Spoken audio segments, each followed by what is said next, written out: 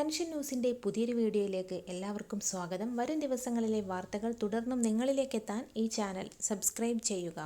സംസ്ഥാനത്തെ ക്ഷേമ പെൻഷൻ വർദ്ധിപ്പിക്കാൻ സർക്കാരിന് പദ്ധതിയുണ്ടെന്ന് മുഖ്യമന്ത്രി പിണറായി വിജയൻ. ക്ഷേമ പെൻഷൻ ആനുകൂല്യങ്ങളുടെ 5 ഗഡു കുടിശ്ശികയുണ്ട്. സമയബന്ധിതമായി പെൻഷൻ കുടിശ്ശിക കൊടുത്തു തീർക്കും.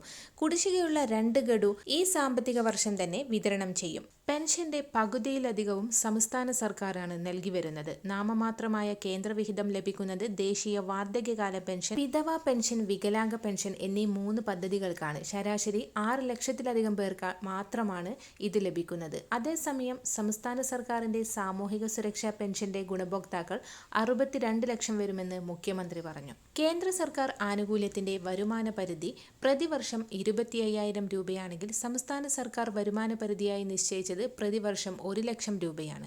സാമൂഹിക സുരക്ഷാ പെൻഷൻ ഇനത്തിൽ ലഭിക്കുന്ന നാമമാത്രമായ കേന്ദ്രവിഹിതം പെൻഷൻ നൽകാൻ വേണ്ട തുകയുടെ വെറും 2% മാത്രമാണ്. കടുത്ത പണഞ്ഞെരുക്കം നേരിടുമ്പോഴും അവശ്യ ജനവിഭാഗത്തെ ചേർത്ത് പിടിക്കുന്ന സമീപനമാണ് സർക്കാർ സ്വീകരിക്കുന്നത്. സാമൂഹിക സുരക്ഷാ പെൻഷൻ കുടിശ്ശിക തീർത്തും നൽകണമെന്ന കാര്യത്തിൽ സർക്കാർ പ്രതിജ്ഞാബദ്ധമാണ്. നിലവിൽ ഈ ഇനത്തിൽ 4,250 കോടിയാണ് കുടിശ്ശികയായിട്ടുള്ളത്. 2024-25 സാമ്പത്തിക വർഷത്തിൽ കുടിശ്ശികയുടെ ഭാഗമായി 1,700 കോടി രൂപ വിതരണം ചെയ്യും.